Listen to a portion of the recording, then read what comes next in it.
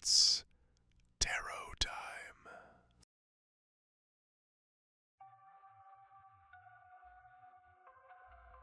Tonight, we step into a world of ink and skin.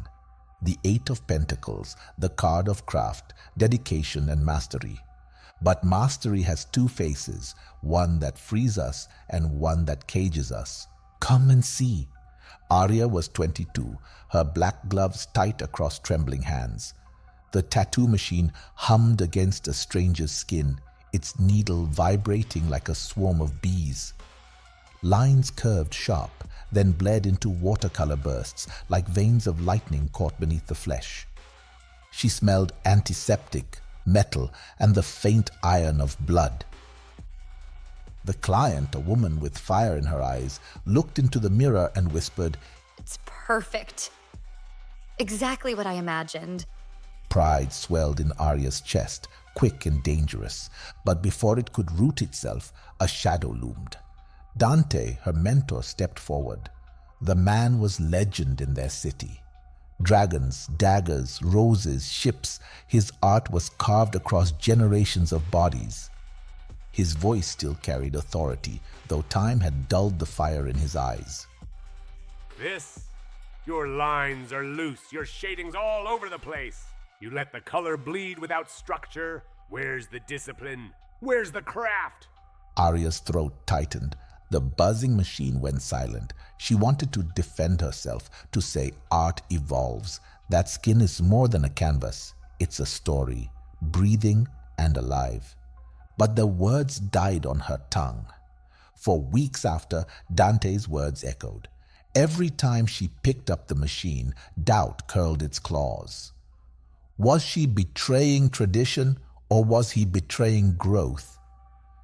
Here lies the lesson of the Eight of Pentacles: diligence, repetition, mastery through practice. But practice can harden into chains if the heart is silenced. One night, long after the shop had closed, Arya stayed behind. The walls whispered with old flash sheets, anchors, skulls, eagles.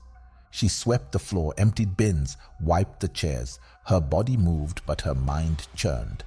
Then her foot struck something under a drawer. She knelt and pulled free a leather sketchbook, its corners frayed, pages yellowed. She opened it and gasped. The designs were wild, unruly, alive. A koi fish made of circuitry, flames transforming into constellations. Symbols ancient and new, colliding in ways that broke rules yet felt inevitable. Her mentor, Dante, had drawn these. The same man who scolded her for daring to push boundaries. Her hands trembled as she flipped page after page. She could almost hear him as a young man, dreaming of breaking tradition, of carving his own path. "So you once wanted this too?" Heat spread through her chest, not just anger, but understanding. Dante hadn't always been rigid. He had once stood where she stood, between respect for the past and the hunger for something new. Somewhere along the way, fear had sealed him in. The next morning, she placed the sketchbook on Dante's desk. He froze.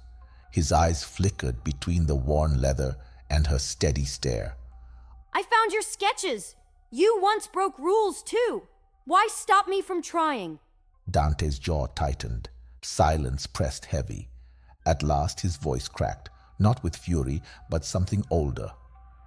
I was you once, but the world doesn't reward rebels. Clients wanted anchors and roses, not galaxies and machines.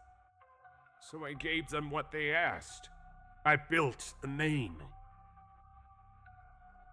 But yes, I buried the rest. Arya's eyes burned. She wanted to scream, to shake him, to show him that the world had changed, that people were ready now. Instead, she held his gaze. "I respect tradition, but I can't bury myself the way you did. I won't." The Eight of Pentacles reminds us mastery is not just repetition, it is repetition with purpose. When purpose dies, what remains is a cage. The tension broke not with words but with action. That afternoon, Arya sat at her station. A client asked for something bold, something no one else had. She chose one of Dante's old designs, a phoenix spiraling into circuitry, and she tattooed it with her own modern touch. Every line was steady, every shade alive with defiance and devotion entwined. Dante watched from the shadows, his hands clenched, then loosened. When the client left smiling, Dante finally spoke. You brought it back.